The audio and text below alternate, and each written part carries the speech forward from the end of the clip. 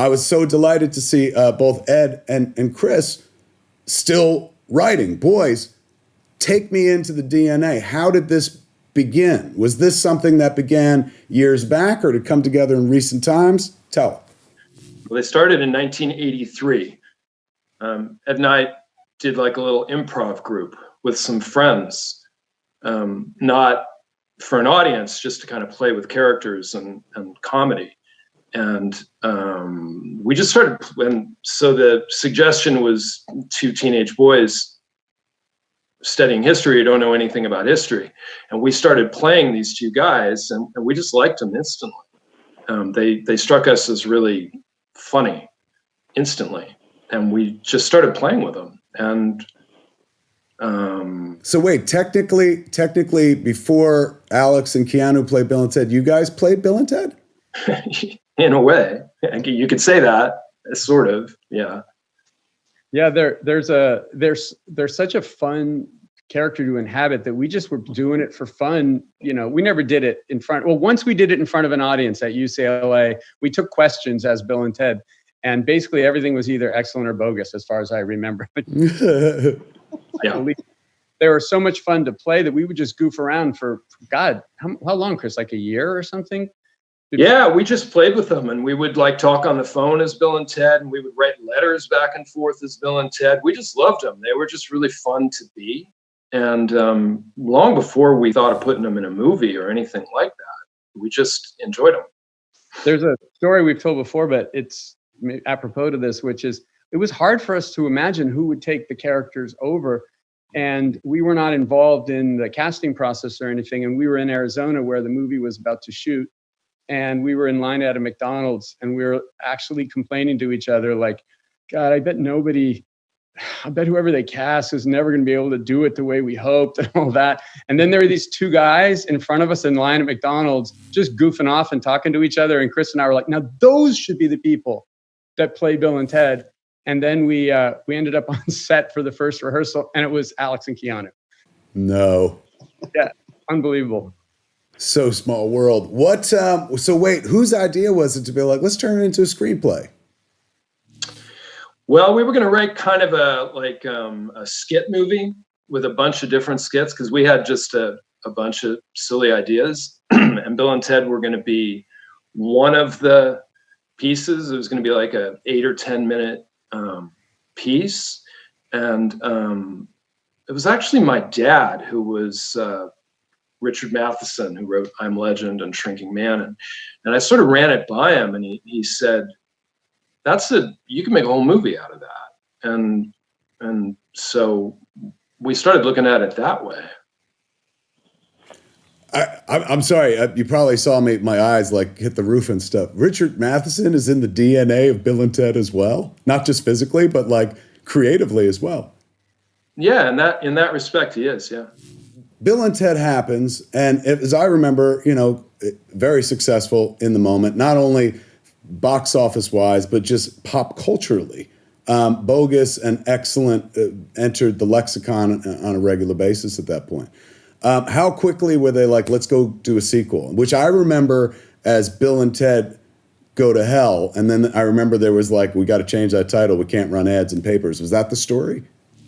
Yeah, we initially were kind of pitched an idea from the producers to do Bill and Ted Go Back, have another test to take, and they have to take an English test this time, and they go into books. And Chris and I were like, oh man, we don't want to rehash like that. And we had this other idea, which we thought, what if we just kill them and send them to hell and call it Bill and Ted Go to Hell? And we're not into it, surprisingly, until we flew to Massachusetts. I think Keanu was doing a play there, like a Shakespeare, right? And we flew there, and we said, okay, there's two ideas. The one they want us to do, and this other one. And if we didn't have the backing of Alex and Keanu, who basically said, there's no way we're doing the first one, we got to do the second one, we wouldn't have gotten to do the weirder version, which I think I'm just so grateful that we got to do. When did they say, like, look, it's got to be Bogus Journey. It can't be like Go to Hell. I loved, as a kid, I was like, I can't believe that's the most metal title of all time, Bill and Ted Go to Hell. I think that was the shooting title. I mean, I think when we were in production, that's what it was called. I think it was just when it came time to release it, they were not going to release a movie called Bill and Ted Go to Hell. But I'm pretty sure that was the production title. So when does Face the Music come into your lives? Because I know there's been talk about, doing another Bill and Ted for a while. And is this the version that had been talked about years ago, or was it more recent for you guys? Well, there wasn't really a version years ago. It was, we all went on our merry way and we all stayed really good friends. And it was some years ago now, at least 10 years ago, that we were all having dinner, Chris and Ed and Keanu and myself. And they posed quite similarly to when they posed the Bill and Ted Go to Hell idea, as I recall. In fact, it felt similar. In fact, none of us have really matured, so it felt pretty much identical. And they were like, we got this other idea for a Bill and Ted movie, and we just felt anecdotal. And they kind of, not really pitched us, but sort of laid out this very summary version of a kind of a piss take of Dickens, of sort of going back into your life and finding that each iteration of your life was worse than the previous. Pretty damn funny. And, none of us had really thought about embarking on a journey of trying to make a third. And even that night, I think we all kind of left that dinner going, well, this isn't really worth doing. No one really needs it unless it's really great and we could somehow magically hold on to the creative well enough that it stayed, maintained its integrity of that initial idea. And thus began a very long road to get us to sitting in front of you on our laptops today. Beautiful. Let me take it to the boys without whom there is no adventure. At first, you guys are those boys, but the next generation of those boys would be Alex and Keanu. When did it enter your lives? Here, let me ask you this. Did you have to audition for Bill and Ted, or were you just offered Bill and Ted? Reeves? We went through a very vigorous audition process. Was it? Are you talking about the recent one or in the past? No, the first one. I assumed this third one was an easy job to get. We had to audition again. It was really yeah. I have to say.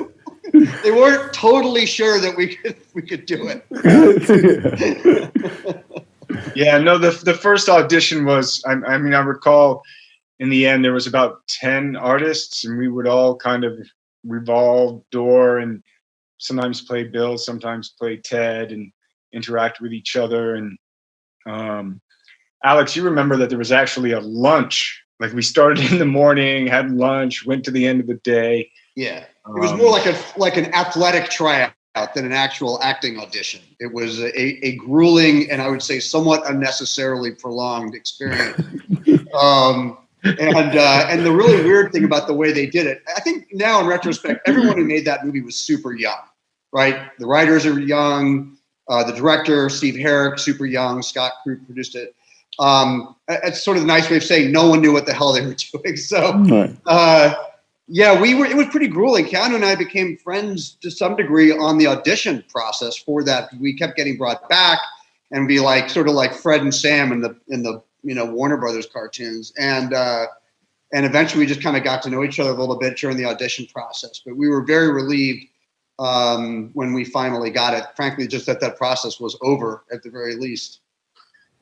When did you guys know that Bill and Ted broke through? Not just it was, hey, it did well at the box office, but was a cultural phenomenon, a pop cultural phenomenon? I think as soon as people started yelling in the street, I know when I would be on the street, sometimes people would just be like, "Be excellent!" and "Party on!" So I was like, "Oh, cool, all right." Yeah, happening. I remember going to Paris on vacation, right after the first one came out, and being on the Champs-Élysées and seeing a couple of skate punk kids that were 10, 11, 12 years old, and they were talking like Bill and Ted, and that sort of, it kind of hit me at that point that it had sort of seeped into the culture on some level. Bill, we've spent our whole life trying to unite the world, and I'm tired, dude. Ted, we have a destiny to fulfill. Whoa! Greetings, my excellent friend. We have a problem. Step forward. A song created by Preston Logan, performed tonight, will save reality as we know it.